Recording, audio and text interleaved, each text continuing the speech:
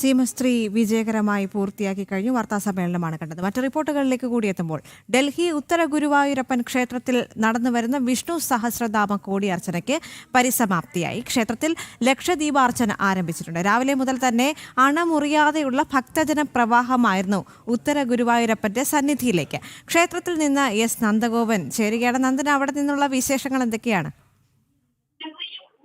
ദൈവമായി കഴിഞ്ഞ 6-ാം തീയതിയാണ് ഉത്തര ഗുരുവായൂരപ്പന്റെ മണ്ണിൽ വിഷ്ണു സഹസ്രനാമ കോടി അർച്ചന ആരംഭിച്ചത്. ഈ അർച്ചന ആരംഭിച്ചതിൽ പിന്നെ തന്നെ വലിയ ഭക്തജന പ്രവാഹമാണ് ക്ഷേത്രത്തിലേക്ക് എത്തിക്കൊണ്ടിരിക്കുന്നത്.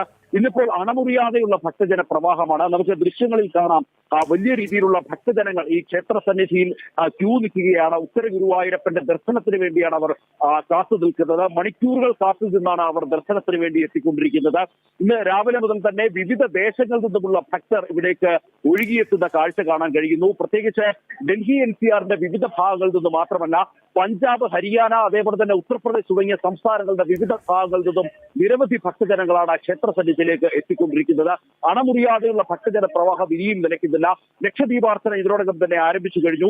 അതായത് ഈ വിഷ്ണു സഹസ്രനാമ കോടി അർച്ചനയുമായി ബന്ധപ്പെട്ട് അർച്ചനയുടെ പരിസമാപ്തി കുറിച്ചുകൊണ്ടാണ് ഇത്തരത്തിലൊരു ലക്ഷദീപാർച്ചന സംഘടിപ്പിച്ചത്. 27 നാളുകളിലും ക്ഷേത്രത്തിൽ അർച്ചന നടന്നു. ഓരോ ഭക്തർക്കും അവരവരുടെ നാളുകളിൽ അർച്ചന നടത്തുവാനുള്ള അവസരം ലഭിച്ചു എന്നുള്ളതാണ്. ഓരോ നാളുകൾക്കും അവരുടെ അർച്ചന നടത്തുക മാത്രമല്ല, ആ അർച്ചന നടത്തുന്നത് അതായത് ഒരു കുംഭത്തിൽ കളഭം നിറച്ച് ആ കളഭത്തിലേക്കാണ് ഈ അർച്ചന നടത്തുന്നത്. തൊട്ടടുത്ത ദിവസം ഈ കളഭം ഭഗവാനിൽ അഭിഷേകം ചെയ്യുവാനുള്ള അവസരം ഭക്തർക്ക് ലഭിക്കുന്നു എന്നുള്ളതാണ് പരമപ്രധാനം. അങ്ങനെ ആ അഭിഷേകം ചെയ്യുന്നതും ഭക്തർക്ക് കണ്ടു തൊഴുവാനുള്ള അവസരം സിദ്ധിക്കുന്നു. അത് അപൂർവങ്ങളിൽ അപൂർവമായി സിദ്ധിക്കുന്ന അവസരമാണ്. ഇതിനൊക്കെ ഉപരി ഡൽഹിയെ സംബന്ധിച്ചിടത്തോളം നിരവധി ക്ഷേത്രങ്ങളുണ്ട്. മലയാളികളുടേതായിട്ടുള്ള നിരവധി ക്ഷേത്രങ്ങളുണ്ട്. അതിൽ ഏറ്റവും